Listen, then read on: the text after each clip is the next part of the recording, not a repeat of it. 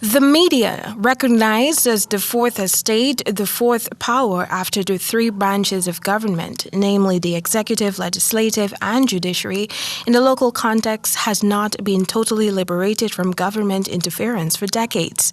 The dedicated view of veteran local journalist Adam Harris. In the prestigious media fraternity, there are several media entities owned by the state. These are granted unimpeded access to information on key government officials. Then there are independently owned outfits that endure a series of procedures in accessing same. These and other limitations within the local media sphere creates an unfair playing field for entities that have undertaken the responsibility of keeping Guyanese at home and abroad abreast of what's happening in the country.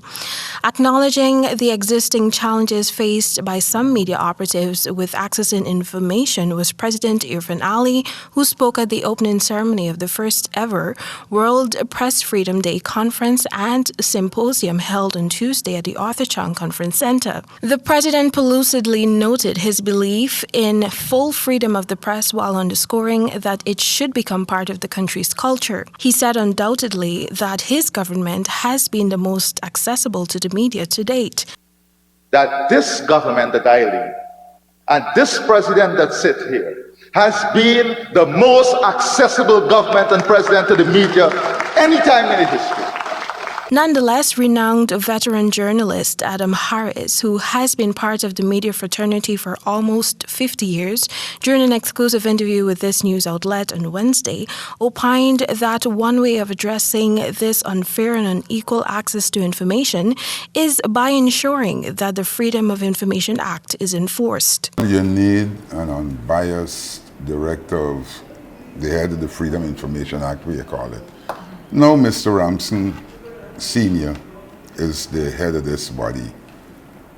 He was approached a couple of times for information. On one occasion, he refused to give the information because he claimed that the person didn't address him properly. What they can't do with anything.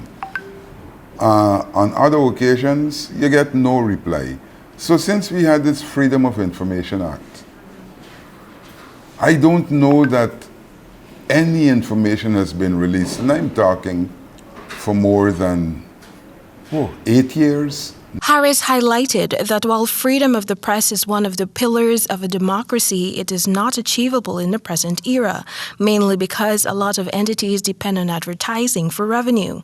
Advertising, he lamented, is sadly limited to entities that are aligned to whoever is the government of the day. Ideally, true freedom of the press would result in exposing corruption and injustices being meted out in any democracy, enabling media operatives to critically question the goings-on in the political and business spheres, to investigate unobstructed and to publish the stories after extensive research. But at present, the power to allow true freedom of the press lies in the hands of the government. The apparent hesitance to put the right systems in place to achieve media freedom is governments being thin-skinned, Harris advanced. Governments and government officials are all thin-skinned.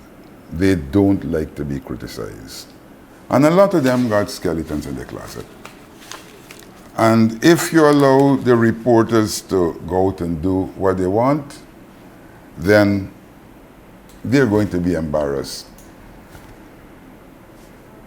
So the best thing to do is put a lid on it. Temika Rodney reporting for the HGP Nightly News.